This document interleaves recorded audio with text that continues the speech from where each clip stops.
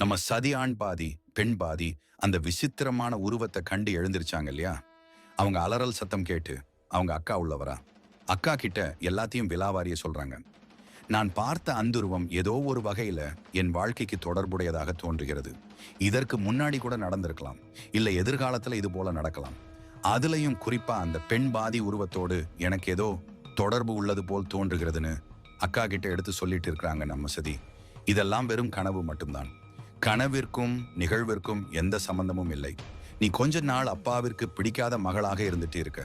நம்மள அப்பாக்கு பிடிக்கலையேன்னு உன்னையே நீ வருத்தி கொண்டு தண்டனையையும் ஏற்றுக்கொண்டிருக்கிறாய். மனதளவில் நீ அழுத்தத்தில் இருப்பதால் தான் இதேபோல் கனவு வந்துள்ளது. ஒன்னும் பிரச்சனை இல்லை, நீ நல்லாக சாப்பிட்டு தூங்குன்னு அக்கா சொல்லிட்டு இருக்கிறாங்க. ஆனா கொடுக்கப்பட்ட அந்த தண்டனை முடியும் வரை அன்னம் எதுவும் சாப்பிடக்கூடாது என்பது நம்ம அரசரோட தண்டனை. சாப்பாடு மட்டும்தான் சாப்பிடக்கூடாது, தண்ணீர் பழங்கள் இது மாதிரி சாப்பிடலாம். அடுத்த நாள் பார்த்தா தாமரை மலர்களை பறிக்க நம்ம சதி கிளம்பிட்டாங்க. வெளியில பார்த்தா சதியோட அக்காக்கள் நிறைய வேலை ஆட்களை ரெடி பண்ணி வச்சிருக்காங்க. அப்புறம் பல்லக்கு கூட ரெடி பண்ணி வச்சிருக்காங்க. ரெண்டு பேரும் நீ எதுவும் சொல்லக்கூடாது, இவங்களோட உதவியோட தான் நீ காட்டுக்குள்ள போகணும், தனியா போகக்கூடாதுன்னு அக்காக்கள் கண்டித்து சொல்ல வேறு வழி இல்லாம சதியும் வேலையாட்களை கூட்டிக் கொண்டு காட்டுக்கு போறாங்க. இந்த நிகழ்வை மேலிருந்து நம்ம டச்சன் பாக்குறாரு. பார்த்துட்டு பெருசா எதுவும் கண்டுக்கல, துணைக்கு யாரும் போகக்கூடாதுன்னு கண்டிஷன் கூட போடல. அதே சமயம் நம்ம அரசர் சாப்பிடுறதுக்காக சாப்பாடு எடுத்துட்டுறாங்க நம்ம அரசி. எனக்கு அரசவையில முக்கியமான வேலை இருக்கு, எனக்கு சாப்பாடு வேண்டாம்னு சொல்றாரு. சரி, உங்க வேலை முடிஞ்ச பிறகு சாப்பிடலாமேன்னு அரசி கேட்க, இல்ல எனக்கு சாப்பாடு வேண்டாம்னு உணவை தவிர்க்கிறார் நம்ம தட்சன். தன் பொண்ணு சாப்பிடாமல் இருக்கிறாள் இல்லையா, அதனால இங்க தந்தையும் சாப்பிடாமல் இருக்கிறார். பொண்ணு மேல நம்ம அரசருக்கு அவ்வளவு பாசம். மன்னரா அவரு தண்டனையை கொடுத்தாலும் ஒரு தந்தையா கஷ்டப்படத்தான் செய்யறாரு பாவம். அந்த பக்கம் மலர்களை பறிக்க காட்டுக்கு போனாங்க இல்லையா நம்ம சதி. அப்போ இவங்களோட நாட்டிலேருந்து நிறைய பேர் அகதிகளா வெளியில போறாங்க. இதை பார்த்துட்டு நம்ம சதி, நீங்கள் யார், ஏன் இப்படி அகதிகள் மாறி போயிட்டு இருக்கீங்க, எங்க போறீங்கன்னு விசாரிக்க, நீங்க அரசரோட மகள் தானே, உங்க பேர் சதிதானேன்னு கூட்டத்துல ஒருவர் விசாரிச்சுட்டு வணக்கத்தை சொல்றாரு. நாங்க வேற யாரும் இல்ல, நீங்கள் ஒரு சிவலிங்கத்தை எடுத்து அந்த விஷ்ணுவின் சிலைக்கு பக்கத்துல வைத்தீர்களே, அந்த சிவலிங்கத்தை உங்களிடம் கொடுத்து வைக்க சொன்னாரே அந்த சிற்பி, அவருடைய சொந்தம் பந்தம் தான் நாங்கள். எங்களை நாடு கடத்த உத்தரவு போட்டு விட்டார் உங்கள் அப்பா. உங்களுக்கு தாமரை மலர்களில் 1,00,000 தடவை விஷ்ணு என்று எழுதக்கூடிய தண்டனை, எங்களுக்கு நாடு கடத்தும் தண்டனை, அவ்வளவுதான் வித்தியாசம் என்று எடுத்து சொல்லிக் கொண்டிருக்கும் போது அந்த சிற்பிகளின் கூட்டத்தில் இருக்கும் சில மகளிர் மட்டும், உன்னாலதான் எல்லாமே நீ செய்த தப்புக்கு நாங்க அனுபவிக்கிறோம்னு நம்ம சதியை திட்ட சதிக்கு ரொம்ப வருத்தமா போயிடுது. உடனே அந்த பெரியவர் அந்த பெண்களை சத்தம் போட்டு விட்டுட்டு, இங்க பாருமா, நீயும் கஷ்டப்படுற, நாங்களும் கஷ்டப்படுறோம், எங்க கஷ்டத்துக்கு விமோசனம் உண்டு. ஏன் என்றால் செத்ததற்கு பிறகு செல்லக்கூடிய அந்த இமயமலைக்கு அந்த சிவனோட அடியில நாங்க இப்ப உயிரோடு இருக்கும் போதே தஞ்சமடைய போகிறோம். நாடு கடத்தப்பட்ட நாங்கள் கைலாய மலைக்கு போக போறோம்னு சொல்லிட்டு கிளம்பும் போது அந்த பெரியவர், உங்களுக்கு தாமரை மலர்கள் வேண்டும் தானே, இங்க இருந்து ஒரு 30 கிலோமீட்டர் தொலைவில் ஒரு பெரிய குளம் இருக்கு, அங்க நிறைய தாமரை மலர்கள், லட்சக்கணக்கான மலர்கள் இருக்கு, அது உங்களுக்கு பயனுள்ளதாக இருக்கும்னு சொல்லிட்டு அங்கிருந்து சிற்பி கூட்டம் கிளம்பிடுறாங்க. மொத்த மலர்களும் மொத்தமா ஒரு இடத்துல கிடைக்க போகுது என்ற சந்தோஷம் நம்ம சதிக்கு. அதே நேரத்துல இந்த மக்கள் கிளம்பி போயிட்டு இருக்கிறப்ப மாட்டு வண்டியில் ஒரு திரை போட்டு ஏதோ ஒன்றை மூடி வச்சிருக்கிறாங்க. அது என்னன்னு தெரிஞ்சிக்க இவங்களுக்கு ஒரே ஆர்வம். அப்படியே மூடி வச்சிருக்க திரை காத்துல பறந்து போக என்னன்னு பார்த்தா ஒரு பிரம்மாண்டமான சிவலிங்கத்தை ரெடி பண்ணி கைலாய மலைக்கு எடுத்துட்டு போறாங்க. நம்ம சதிக்கு அதை பார்த்ததும் நடந்த அனைத்தும் ஞாபகம் வருது. அந்த சிவலிங்கத்தால இவங்களுக்கு ஏற்பட்ட விஷயங்கள், சிவனை முதன்முறையா இவங்க பார்த்ததுன்னு அத்தனை விஷயங்களும் இவங்களுக்கு ஞாபகம் வருது. சிவனோட சொரூபம் இவங்களுக்கு ஞாபகத்துல வந்து போகிறது. சிவன் மேல இவங்களுக்கு ஒரு ஈர்ப்பு வருது.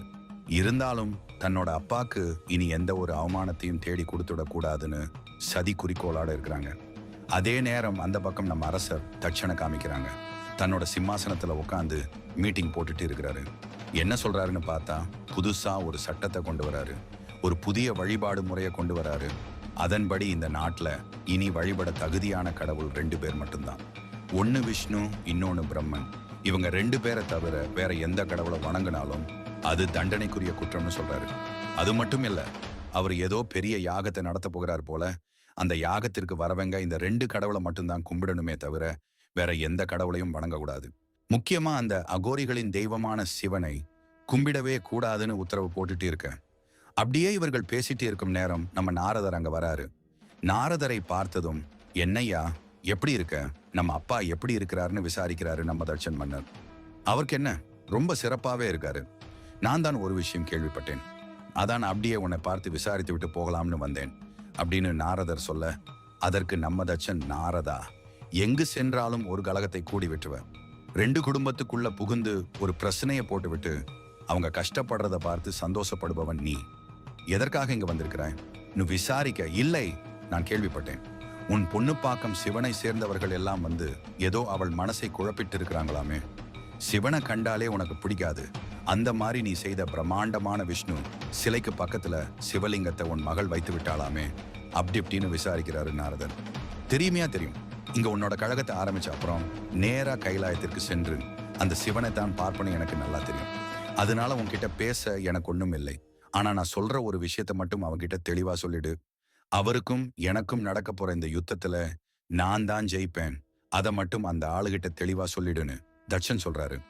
அதுக்கு நம்ம நாரதர் அதுக்கு என்ன சிறப்பாகவே சொல்லிடுறேன்னு அந்த இடத்தை விட்டு கிளம்புறாரு. அதே சமயம் தாமரை மலர்களை முடிந்தவரை சேகரித்து விட்டு நம்ம சதிதேவி அந்த சைட்லேருந்து வராங்க. அவங்க நாரதரை பார்த்ததுமே வணங்கிட்டு எப்ப வந்தீங்க என்னன்னு விசாரிக்கிறாங்க. நம்ம நாரதரும் சதியா விசாரிக்கிறாரு. என்னம்மா, எப்படி இருக்க? ஒண்ணுமில்லம்மா, சும்மா சின்ன ஒரு வேலை, உங்க அப்பாவை பார்க்கலான்னு வந்தேன்னு சொல்லிட்டு அப்புறம் கேள்விப்பட்டேன் உனக்கும் உங்க அப்பாக்கும் ஏதோ பஞ்சாயத்தாமே, அதுவும் சிவனை வைத்து. என்ன சிவன் மேல அவ்வளவு ஆர்வமான? நாரதர் கேட்க, இல்ல அது மாதிரி எதுவும் இல்லை. ஏதோ அந்த சிலை நகர வேண்டும், அப்பா மேல எந்த பழியும் வந்துவிடக் கூடாதுன்னு சிற்பி கொடுத்த அந்த லிங்கத்தை எடுத்து வைச்சேன். அதை தவிர எனக்கு வேற ஏதும் இல்லைன்னு நம்ம சதி சொல்றாங்க. இருந்தாலும் நாரதர் விடல. என்னதான் இருந்தாலும் நீ ஒரு பெண், அச்சம் மடம் நாணம் எல்லாம் இருக்கத்தானே செய்யும். என்னதான் அந்த சிவன் உடல் முழுக்க சாம்பலை பூசிக்கொண்டிருந்தாலும் சடைமுடியோடு திரிந்து கொண்டிருந்தாலும் ஆள் பார்ப்பதற்கு அம்சமா அழகத்தான் இருப்பார். அதான் நேர்ல பார்த்திருப்பியே, எப்படி இருந்தாரு? நீ என்ன நினைக்கிற? விசாரணைய போட சதியும் சிறிது வெட்கத்தோடு, ஆளை விடுங்கள், நான் கிளம்புறேன்னு சொல்லிட்டு கிளம்பிடுறாங்க. அந்த வெட்கத்தை பார்த்துட்டு இது போதும் இது போதும்னு சிரிச்சுக்கிட்டே அந்த இடத்த விட்டு கிளம்பிடுறாப்ல. அப்படியே ஆகாயத்துல பறந்து போயிட்டு இருக்காரு. எங்க போறாருன்னு பார்த்தா கைலாயத்துக்கு போறாரு. அப்படியே போயிட்டே இருக்கும்போது கைலாய மலையில பார்த்தா நிறைய முனிவர்கள் தியானம் பண்ணிட்டு இருக்கிறத பாக்குறாரு. பார்த்துட்டு எப்படிப்பட்ட பொண்ணு அவ, நம்ம சதிய பத்தி தான் பேசிட்டு இருக்காரு. அரண்மனையில ராஜபோகத்தோட வாழ்ந்துட்டு இருக்கா. அந்த பொண்ணு எப்படி இந்த கல்லும் முள்ளும் முனிவர்களும் இருக்கும் இடத்துல வாழ போகிறாளோ, ஐயோபாவம்னு பேசிக்கிட்டே போறாரு. அப்படியே போகும்போது சாம்பல் மாதிரி ரெண்டு இவரை வெறுப்பேத்திக்கிட்டே இருக்கு. யாருடா இதுன்னு அப்படியே லேண்ட் ஆகி பார்த்தா கைலாய மலையில இருக்கிற ரெண்டு காவல்காரர்கள் எங்கள் அனுமதி இல்லாம யாரும் உள்ள போகக்கூடாதுன்னு நம்ம நாரதரை வம்பு பண்ணிட்டே இருக்கிறாங்க. ஆமா, நீங்க எங்க போனாலும் கழகம் தானே, இங்க ஏன் வந்திருக்கீங்க? ஏதாவது செய்தி இருக்கா? பூலோகத்திலிருந்து ஏதாவது செய்தி கொண்டு வந்திருக்கீங்களா அப்படின்னு இந்த காவலர்கள் விசாரிக்க, அதுக்கு நாரதர், ஆமா, ஒரு முக்கியமான செய்தி இருக்கு. பெண்களோட வாசமே படாத இந்த கைலாய மலையில ஒரு பெண் வரப்போறான் அப்படின்னு சொல்ல, அதுக்கு இந்த ரெண்டு பேரும் எது பொண்ணா? ஆண்கள் நிம்மதியா இருக்கக்கூடிய இடம் தான் இது. அதுவும் தியானம் செய்யக்கூடிய புனிதமான இடம் இது. அதுவும் முற்றும் துறந்தவர்கள் வாழும் இடத்துல பொண்ணா? கூடவே கூடாது. இங்க எந்த பெண்ணும் வரக்கூடாது. பொண்ணு வந்தா கூடவே கேட்டதும் பின்னாடியே வரும். பெண் புத்தி பின் புத்தின்னு அப்படி அப்படின்னு பேசிட்டு இருக்க, அதே சமயம் அங்க நம்ம நந்தி வராரு. நந்தியை பார்த்ததும் ரெண்டு பேரும் பயப்படுறாங்க. உங்க ரெண்டு பேருக்கும் அறிவில்லையா? இப்படி நாரதரை வழிமறித்து வம்பு பண்ணிட்டு இருக்கீங்கன்னு சொல்லிட்டு நாரதரை வணங்கிட்டு, இவர்கள் சார்பா நான் மன்னிப்பு கேட்டுக்கொள்கிறேன், நீங்கள் தாராளமா வரலாம், வந்து சிவனை பார்க்கலாம்னு நாரதரை நந்தி கூப்பிட்டு போறாரு. அங்க சிவன் தியானத்துல மூழ்கி இருக்கிறாரு. சிவனை பார்த்ததும் வணக்கத்தை போட்டுவிட்டு நாராயண நாராயணன்னு சத்தம் போட சிவன் முழிச்சு பார்க்கறாரு. ஒரு வழியா நம்ம நாரதர் கைலாயத்திற்கு வந்து சிவனை பார்த்து விட்டார். நாரதர் சிவன் கிட்ட, இந்த மாதிரி பூலோகத்திற்கு சென்றேன், உங்களுக்கு ஒரு செய்தி கொண்டு வந்திருக்கிறேன்னு சொல்றாரு. நம்ம தச்சனை பார்த்துட்டு வரேன், அவர் உங்களுக்கு ஒரு செய்தி அனுப்பி விட்டுருக்காரு. என்ன நடந்தாலும் நடக்க போற இந்த யுத்தத்துல அவர் தான் ஜெயிக்க போறாராம். சற்று ஆணவத்தோட தான் சுத்திட்டு இருக்கான்னு விஷயத்த சொல்லி முடிக்கிறாரு. அதற்கு நம்ம சிவன், இங்க பாருங்க நாரதரே, எனக்கும் அவருக்கும் எந்த பஞ்சாயத்தும் இல்லை. என் மேல் வெறுப்பு பாராட்டக்கூடியது அந்த தட்சன் தான். யார் ஒருவர் மற்றவர் மீது வெறுப்பை காட்டுகிறாரோ அவருக்கே துன்பம் அதிகம். இதுல நான் யோசிப்பதற்கோ செய்வதற்கோ ஒண்ணுமில்லைன்னு சிம்பிளா விஷயத்தை முடிச்சிடாரு நம்ம சிவன். அது மட்டுமா, வர வழியில் அவரோட பொண்ணு சதிய பார்த்தேன்.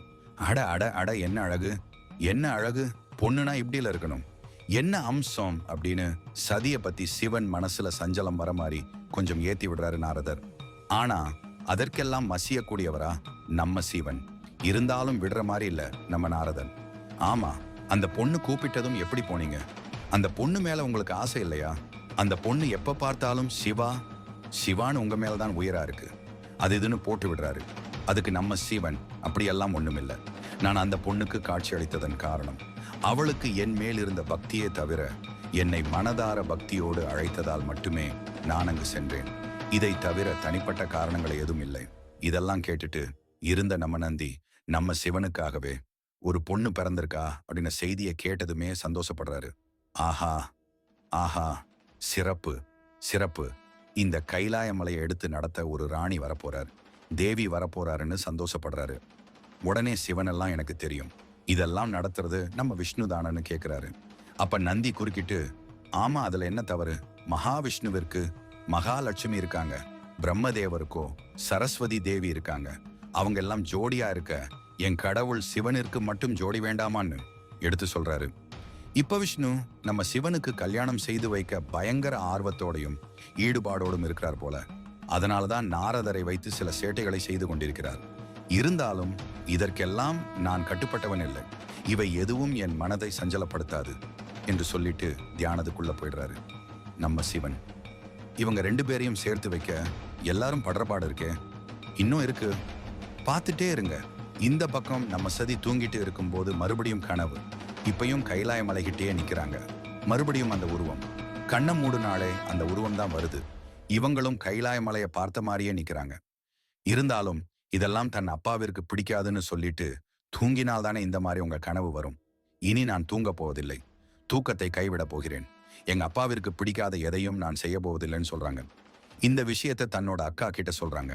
என்ன சதி சொல்ற, சாப்பாடு தான் சாப்பிடக்கூடாது என்பது தண்டனை, ஆனா நீ பழங்களை கூட சாப்பிட மாட்ற, தண்ணி குடிக்க மாட்ற, இப்ப தூங்கவும் மாற்றன்னு சொல்ற. இப்படி இருந்தா உடம்பு என்ன ஆகுறது? அதுக்குள்ள மழை வருகிற மாதிரி இருக்கு, அதுக்குள்ள போய் நான் கொஞ்சம் தாமரை மலர்கள் எடுத்து வர வேண்டி இருக்கு, நான் போய் எடுத்துட்டு வந்துடுறேன்னு சொல்லிட்டு கிளம்பிடுறாங்க. இந்த பக்கம் புயல் மழைன்னு அதிகமாயிட்டு இருக்கு, காத்து பயங்கரமா வீசுது. இதுக்கு மத்தியில மலர்களை பறிக்க போறேன்னு நம்ம சதி மாட்டிக்கிறாங்க. இந்த பக்கம் அக்காமார்கள் 2 பேரும் இந்த நட்ட நடு ராத்திரியில, அதுவும் மழை புயலுக்கு மத்தியில நம்ம தங்கச்சி பத்திரமா திரும்பி வருவாளா இல்ல புயலில் மாட்டிக்கொள்வாளா என்று புலம்பிட்டு தன் தங்கச்சிக்காக அவங்களே களத்துல இறங்குறாங்க. அவங்க அப்பா அம்மாவை தொந்தரவு செய்ய முடியாது, ஏனென்றால் அவங்க யாகத்துல இருக்கிறாங்க. அதனால இவங்களே தங்கச்சியை தேடி காட்டுக்குள்ள போறாங்க. ஆனா அந்த பக்கம் நம்ம சதி காத்து மழைன்னு சிக்கி காட்ட விட்டே வெளியில வந்துடுறாங்க. அங்க ஒரு மரத்துக்கு கீழே போய் நிக்கிறாங்க. பார்த்தா அது வில்வ மரம். அதுலேருந்து வில்விலைகள் இவங்க மேல வந்து விழுகுது. அந்த வில்வ இலையை பார்த்ததும் இவங்களுக்கு பழைய விஷயங்கள் எல்லாம் ஞாபகம் வருது. நம்ம சிவனை பற்றிய ஞாபகங்கள் எல்லாம் ஞாபகத்துக்கு வருது. சிவனோட ஞாபகமே வரக்கூடாதுன்னு இவங்க இறுக்கமாக இருக்கிறதுனால அந்த வில்வ இலையை தூக்கி எறிந்து விட்டு அந்த மரத்தை விட்டுட்டு வெளியில ஓடுறாங்க. சரின்னு கானகத்தை விட்டுட்டு வெளியில வந்து பார்த்தா கைலாய மலை போற பக்கம் வந்து நிக்கிறாங்க. என்னய்யா இது கொடுமையா இருக்கு, எங்க போனாலும் நீயாகவே இருக்க, என்னைக்கு உன்னை பார்த்தேனோ ஆன்றிலிருந்து என் சந்தோஷமே போயிட்டு, எங்க அப்பா முகத்திலையுமே சந்தோஷம் இல்லாம போயிட்டு, இதுக்கு ஒரு முடிவே கிடையாதான்னு கத்திக்கிட்டே மயங்கி விழுந்துடுறாங்க. அடுத்து என்ன ஆகும்னு நெக்ஸ்ட் எபிசோட்ல பார்க்கலாம். நன்றி. அப்படியே சிவம் ஸ்டோரிஸை சப்ஸ்கிரைப் பண்ணிட்டு ஒரு லைக் தட்டி விட்டுட்டு போனீங்கன்னா உங்களுக்கு கோடி புண்ணியமா போகும். ஓம் நமச்சிவாய். நன்றி. நாளை பார்க்கலாம்.